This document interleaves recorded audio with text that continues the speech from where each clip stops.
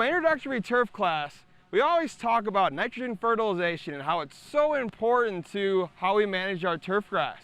But one of the things that we always say is, in turf, unlike traditional agriculture, we don't particularly have yield goals to try to maximize economic profit. Well, I think we can change that here now.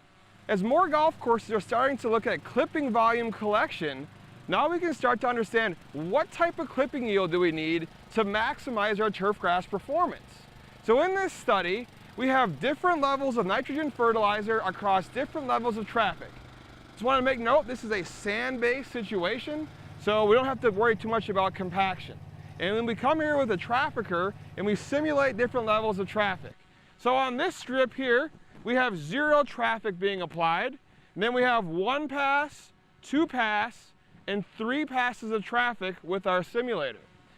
Then what we do is we split these different passes and add different levels of nitrogen fertilizer, ranging from 0 pounds of nitrogen up to 0.4 of a pound every 2 weeks. And then what we're trying to do then is figure out what clipping yield is going to give us a quality of about 7. So it's not too green like this plot here that's getting no traffic and 0.4 of a pound every 2 weeks. But at the same time, it's not dying like this 1 pass with traffic simulator with no nitrogen and starting to thin out, get algae and moss.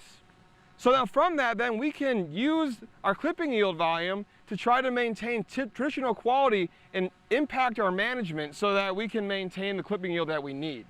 So what we're finding is turf quality is highly correlated to clipping yield. Under high traffic stress, you may need more nitrogen to achieve the same turf quality. Every facility is different.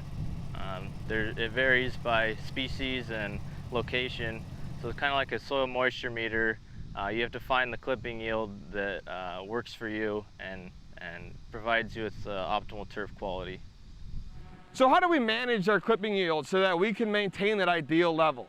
Well, one way is through nitrogen fertilizer, as we show here. If the grass is not growing fast enough, a little bit extra nitrogen fertilizer can go a long way.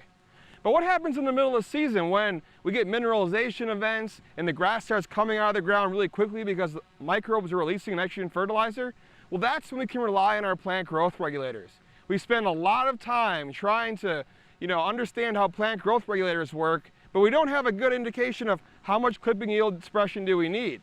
Well, now with yield goals, we can start to figure that out. We can figure out a rate that's applicable to reduce our clipping yield so we can start to dial in our yields. And so now with yield monitoring and clipping yield management and setting up some goals for your golf course for what clipping yield you need to maintain good traffic tolerance and not be too green, we can become a lot more precise in how we're managing our inputs and managing our growth.